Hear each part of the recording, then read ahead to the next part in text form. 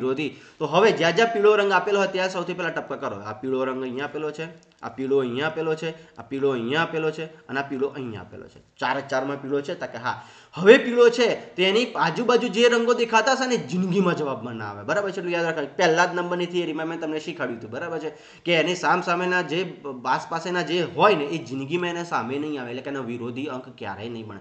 તો પીળાના વિરોધી નારંગી અને લીલો ક્યારે નહીં બને। તો ઓપ્શનમાંથી નારંગી કે લીલો આપેલો છે, તો લીલો આપેલો છે, લીલો ના આવે, બરાબર છે। ચલો પહેલામાંથી નારંગી તો આપેલો નથી એટલે ગયા। ચલો આવી અહીંયા પીળો, નારંગી અને ગુલાબી, તો ગુલાબી આપેલો છે તો ગુલાબી ક્યારેય નહીં બને, બરાબર છે। બીજા પરથી ચલો ત્રીજા પરથી કે જો પહેલા પરથી કોઈ દિવસ લીલો બનશે નહીં, તો લીલો ચોકડી મારી દીધી, ગુલાબી પણ નહીં બને। ચલો અહીંયા ત્રીજા પાસા પરથી કયો પાસો આવ્યો આપણે ત્રીજો, ત્રીજા નંબરના પાસામાં જો આ પહેલા પરથી આપણને શું નક્કી કરી શકે કે ભાઈ લીલો બનશે નહીં, પહેલી આકૃતિ પરથી। પછી બીજી આકૃતિ પરથી શું બન્યા, ગુલાબી ક્યારેય બનશે નહીં, બરાબર છે। ચલો ત્રીજા પરથી પીળો આપેલો છે, લીલો અને લાલ, ચલો લીલા તો ઓલરેડી ચોકડી મારી દીધી છે ને, લાલ તો લાલ પણ ક્યારેય બનશે નહીં, તો આ ત્રીજી આકૃતિ પરથી। અને ચોથી આકૃતિ પર લાલ અને ગુલાબી, ચલો આવી ગયું। વધ્યો જવાબ કયો હતા કે સફેદ, તો આપણો જવાબ શું હશે ખબર છે, સફેદ।